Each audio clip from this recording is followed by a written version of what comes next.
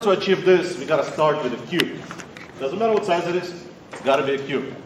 So this happens to be a 5-inch cube. Whatever fits in your lathe, whatever how big you want to make a bowl, that's how you start with a cube. Now, your piece is this. So you got one side here, and one side here. And that's what you're gonna end up on your part.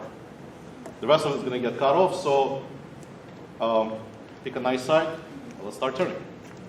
Now, you gotta put a chuck on it, because it's got sharp points on it. So the first question is we gotta do is we gotta figure out how we're gonna put this in a lathe. We're gonna use our headstock, and we're gonna put our first corner in it.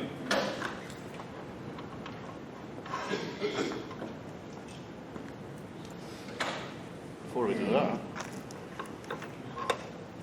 I use this live center that I have from Robert Darby, I think, makes those. One Way makes one too. One Way makes them too. Yeah, it's a little more expensive. They have this cupped end on the end of it, which you can remove the center, which is a great way to do this. Now, if you guys don't have it, there's a trick to it. If you use a regular live center that has a sharp point on it, all you gotta do is go to Home Depot, buy yourself a 30 cents copper coupling, just happy, and I'll show you how this works. Come to here. It works better without that. It works better without it, going in there. but you know, for one piece, you're not gonna go buy a I $100 think that's live also- center. and they also call that turning on the bias when you do that. You're not using a live center with a point or anything in it.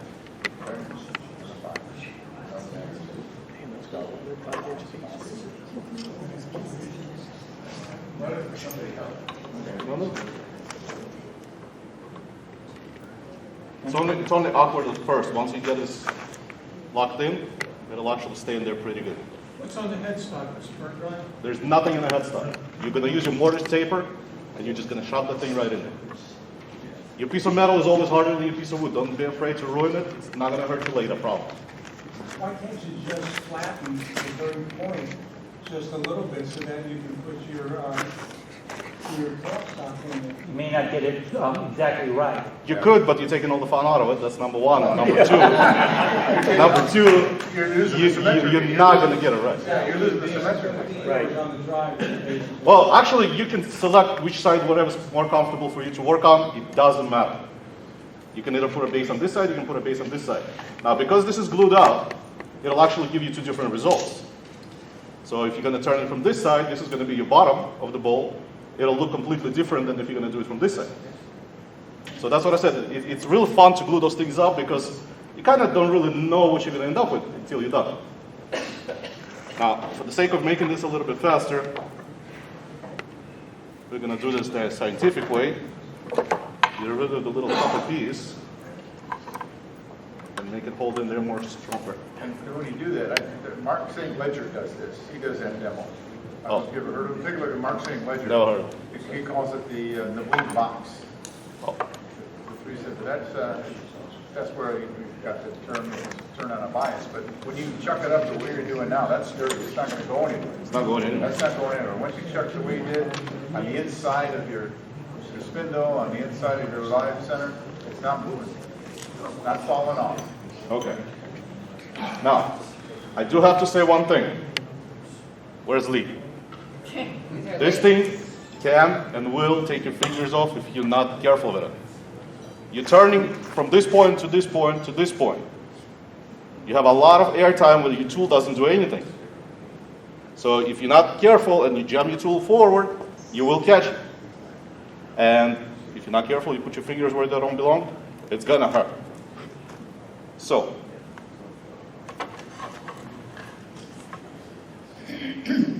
the way I put the tool rest on, I try to put my piece somewhat square. This gives me a straight line. I put my tool rest right next to that square line, and I know it's not gonna catch anywhere because this thing is a cube. I'm gonna drop this a little bit. I guess part of the secret is keeping it accurate in all directions too when you cut it, right? The better the cube is going to be, the more level the three legs are going to be. If you add a cube, then you're going to have two legs the same, and one leg is going to be Yeah. higher or lower than the other one. Well, let's see if this is going to turn. No, I did not. That's why I stayed to the side and I put my hands out of the way. Now, because this thing has a lot of air in it, you want to turn this piece as fast as you're comfortable with. So the higher the RPM, the better your cuts are going to come out, and the less chances you have of a tool catch. Meter cut too. Yeah, so, I mean, I've done a few of those, I can go crazy, but I don't want to do this here. They tend to bite too. Now, the first thing we want to do, we want to put a tenon on one side, and we're going to put it in the chuck. I'm an engineer, I'm sorry, I use this. I know my chuck perfect dimension is 2 inches. You guys all know how to figure out the perfect dimension of your chuck? All right. When the jaws are made on the chucks, this is machined in a full circle, and then it gets cut into 4 pieces. The blade width that they use to cut with is 3/32. So if you turn your chuck in and you leave yourself a gap of about 3/32, this is where you get the most hold of your part. So if your tenon is bigger than this, you're only holding on the outside corners. If your tenon is smaller than this, you're only holding on the inside corners. If your tenon is exactly what this chuck is designed for, you're holding the whole surface. And this will give you the strongest hold you can possibly get out of a chuck. So close it down, get about 3/32 gap in there, measure your inner diameter. That's where you want to be at. Okay. So that's why I use this, because this will give you a dimension. All right, as I said before, it doesn't matter which side you start on, whatever you guys are comfortable with, whoever is easier to work with on the right side, the left side, it's up to you. And I'm just going to do a parting tool. And let's see if we can turn something. This thing's going to chatter. It's going to make some noise.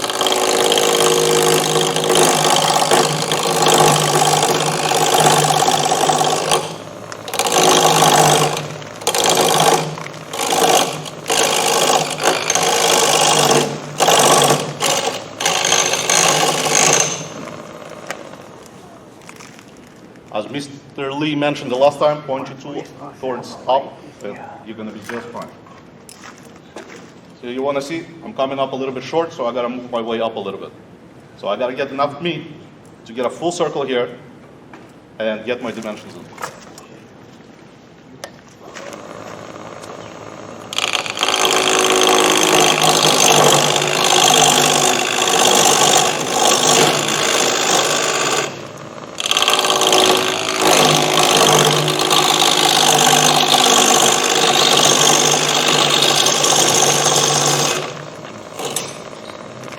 See how we're looking now? There we go. Now it's starting to look like something. See, I'm a little bit bigger. I've got space. Perfect.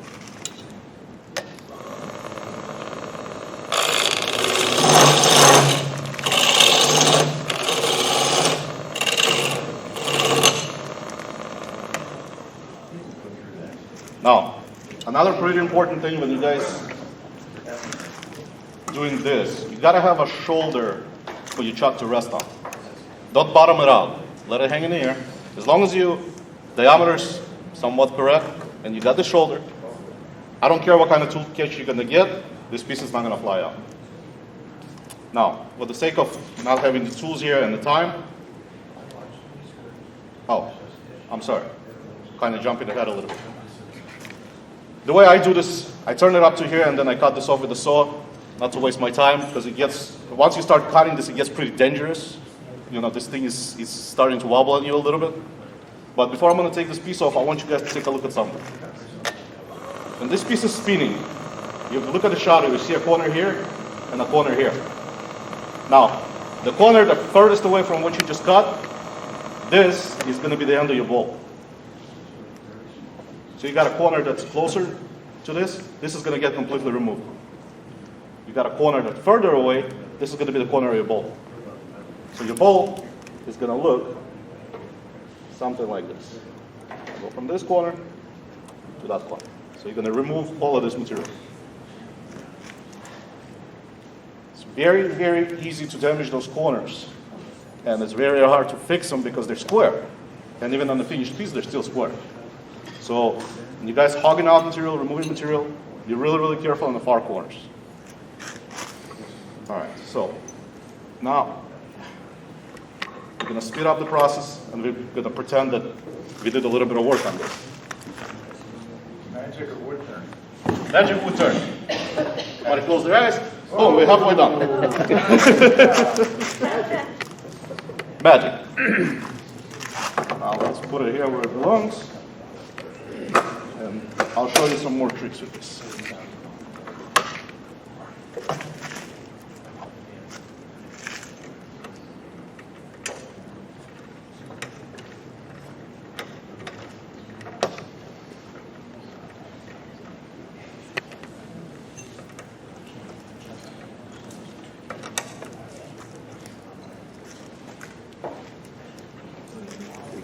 You can put these things down. That's okay.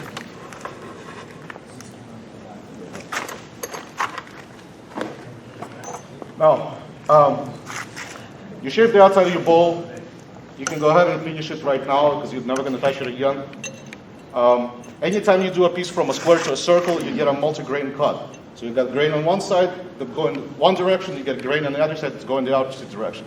If you're practicing that perfect cut of yours and you want that grain to come out perfect, this is not the part to do it on. It's gonna come out good, but it's never gonna come out perfect. The way I've learned to deal with this, you send them both ways. Have your lathe spin in one way, you send them. Have your lathe spin in the other way, you send them again. Be very careful sending this part. This section, from here to here, if you lay the spinning, this is in the air. So you can't just put a piece of sandpaper on it, it'll hurt your fingers. So I use this sending tacos. Piece of Velcro glued onto a piece of half-inch foam, the regular 5-inch discs, and those things work wonderful. What was that, foam, you said? Yeah, there's a piece of foam inside, so it's kind of soft. It's like a sanding pad, like a taco. Yeah, they call them sanding tacos. You get them on eBay for about $3 a piece. And this will save your fingers because now you can actually put it on the part without, holding it with your hand.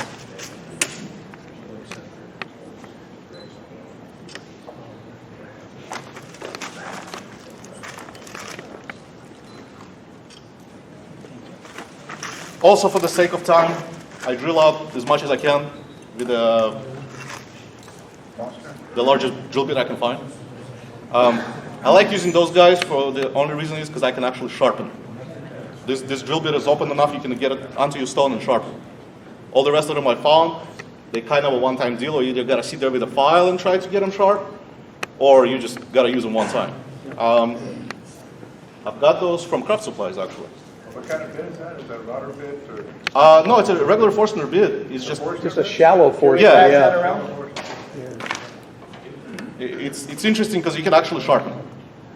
It's got 2 sharp points to it and then 2 blades. It's not going to give you the perfect cut. It kind of wobbles a little bit, but it'll drill a hole for you. All right. So the few things I wanted to show you.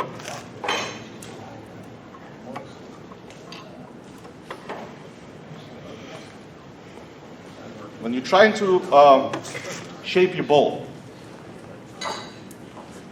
last probably inch of this bowl will come out faster than the rest of your bowl.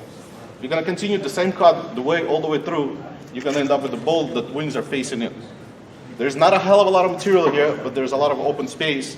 So if you're going to apply the same pressure to your tool when you do it here and you do it here, you're going to end up with a bowl that's turned in.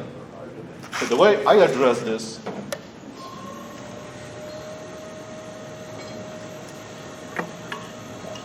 I shape my bowl from probably about, I want to say about an inch away.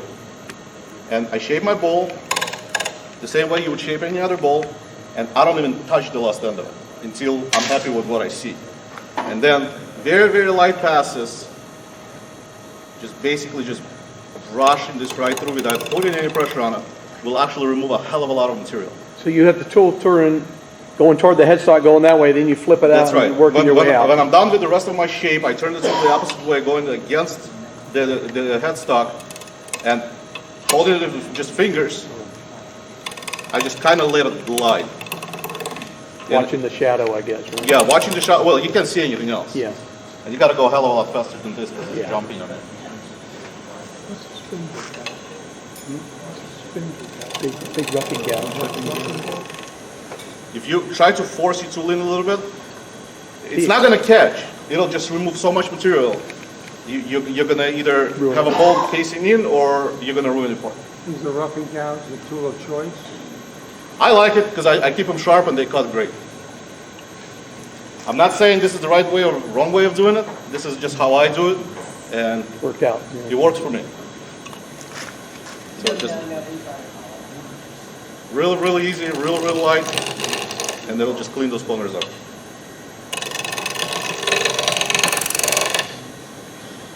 Now the other thing I wanted to show you guys, and I did this on purpose on this part, this one.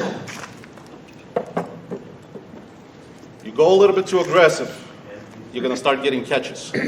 And it's not catching the tool, it's just ripping your materials out because the grain is kind of going both ways. However, this section here is the top of your bowl.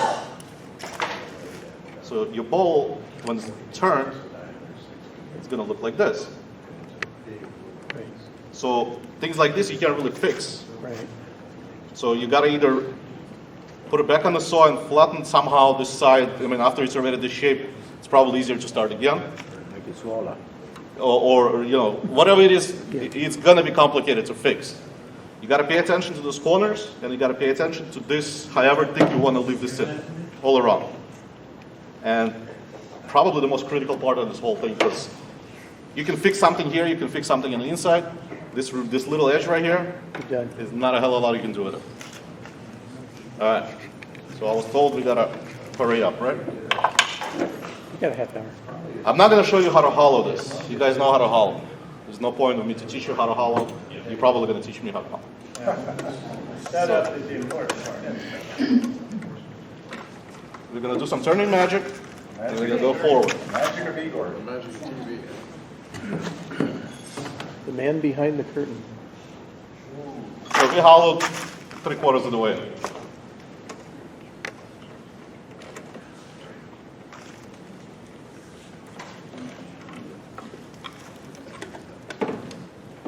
Do you like doing the push cut going to the center or working from the center out when you're doing that with those wings flying around? You gotta go from the center out. Okay. Because this is something I was gonna show this piece on. Okay. Is this wings. So when you're doing your hollowing, you gotta be really careful with this tool rest. You gotta be really careful with your fingers. This is coming awfully close to being hurt. So you gotta be very careful on where you're putting your tool rest, where you're putting your tools, and where you're putting your hands. Okay? Yeah. This would have been bad.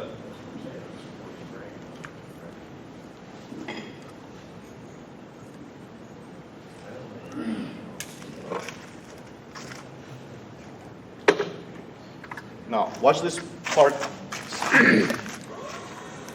You don't see the corners. They disappear. There's barely a shadow of them. So the way I do it, I pretend they don't exist. I don't turn them. I hollow my bowl all the way till I'm happy with it. And then I come back and I do a scrape cut with the sharp edge of my tool. I have this ground, Irish ground, right? This is called. So you got a very long, sharp blade on the side. And I will use this and just very gently, once again, go as fast as you can. As fast as you're comfortable with, it'll save yourself some headaches. And you just kiss it and let the tool do the work. It'll take you a little bit of time. That's it.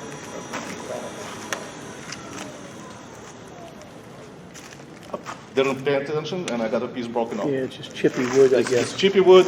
This corner cannot be fixed. So this bowl cannot be saved. This is garbage. Glue it? Can't glue it? I wouldn't. I mean, it would be a nice piece of wood. I would try to save it for this. Bandsaw? Can Cut you just it. go down a little further so your wings aren't... Well, the problem is you're not turning this face. You never turn this face. You're turning this and you're turning this. This face is a part of the cube that you originally cut. Reverse it. It doesn't matter. You never turn this. That's right. Your tool never touches these three faces. Right. Oh, yeah. So that's what I'm saying. It's really hard to fix these faces because you don't cut them. So the only way to cut them is you gotta put them on at the drum sander and try to flatten this, or put it on a bend saw and cut off a little bit, try to keep it straight. But this edge is you never turn this edge. So you gotta be very, very careful. Watch your fingers. And don't use brittle wood, I can see just. Yeah, it just will chop apart. I mean, if you're careful enough, the bolt that I did worked out. Yeah. You just gotta take your time with it. Lee has.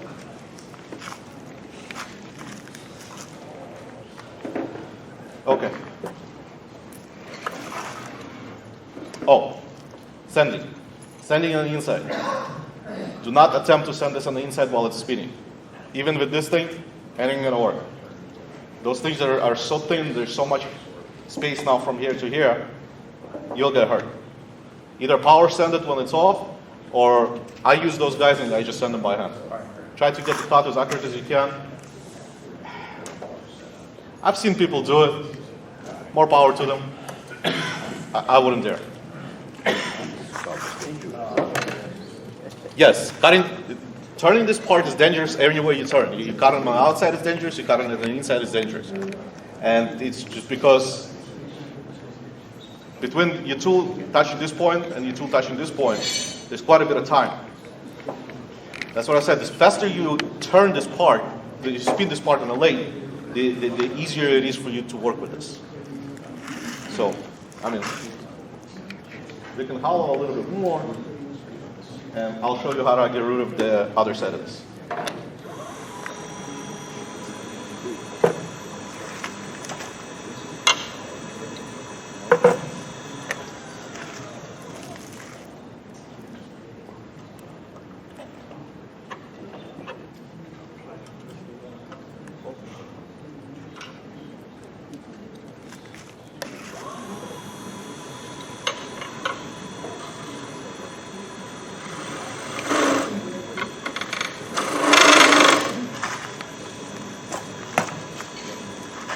Blade wants to walk away.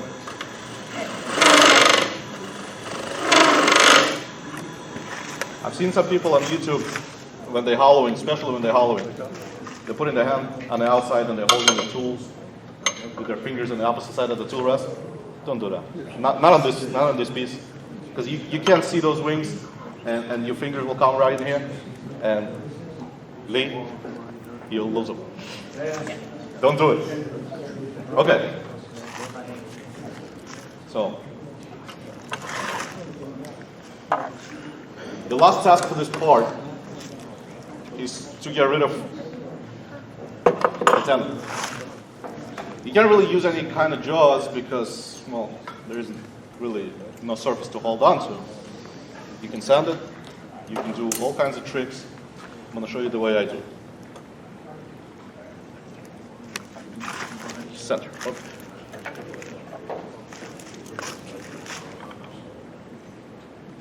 So I mark myself a center just so I have it.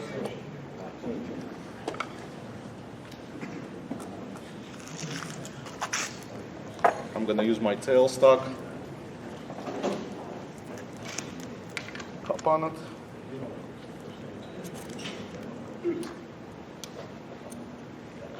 So doing this with a hangover is not recommended after a night of drinking? One time. I promise you won't do it again. Hanging over the lathe, you don't want to hang over the lathe either. Gary, you're always end up. All right. Got this secret tool that I use quite a bit. Tennis ball. Tennis ball actually fits really nicely in your chuck.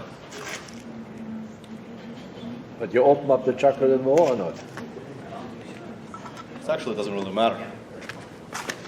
It's somewhat open. I actually close it a little bit because you kind of want a bolt to actually hold in there. Oh, okay. You don't have to tighten it, you just put it in there.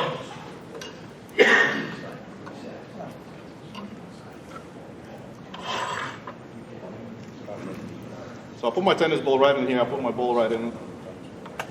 I'll bring my tailstock. You guys sure you want to sit in the front row there? Who used to play baseball? Okay, you sit right there.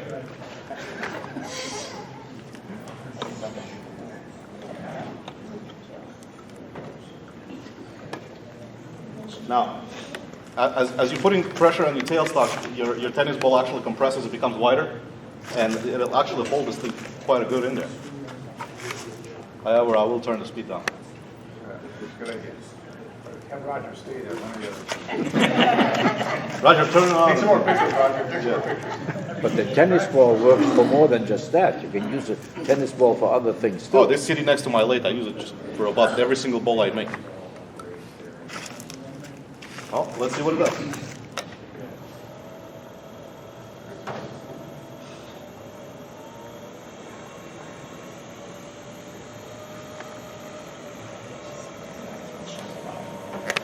Got a little chatter on it.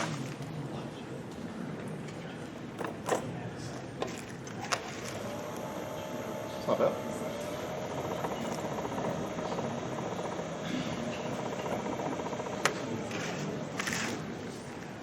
Stop my leg, I'm gonna put a tool rest on it. Ah, he's not brave. I trust you. No, you don't. I'm okay with it. You said the ball's going towards him, I mean, I get the wood, so now it's okay. Let's see. Yeah, I think that's good. All right, I'm not gonna cut it, but I'm showing you guys how I do. I mount the piece like this. I cut this off, and I do a final sanding on the backside, on the outside of the ball when it's in this position. Okay. I use the tennis ball for quite a bit of stuff. It never failed me once. It's actually got a very rubbery surface to it. It sticks. It doesn't mark your wood. It doesn't leave any stains or marks on the inside, even if you already have finish on it. I mean, it does well for me.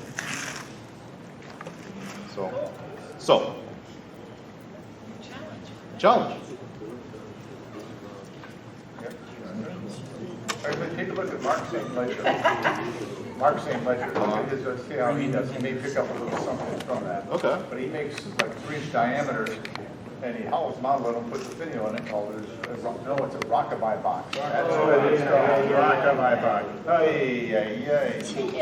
Rockabye box with the rocks, you know, he puts it. Oh, okay. So he makes this a fully round. Only 3-inch diameter.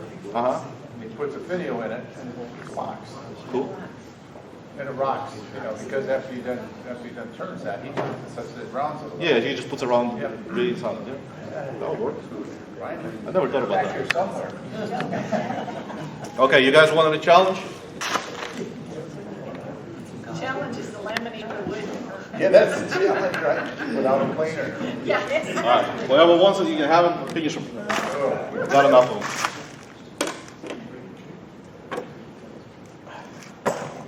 I think I'm about done. That's right.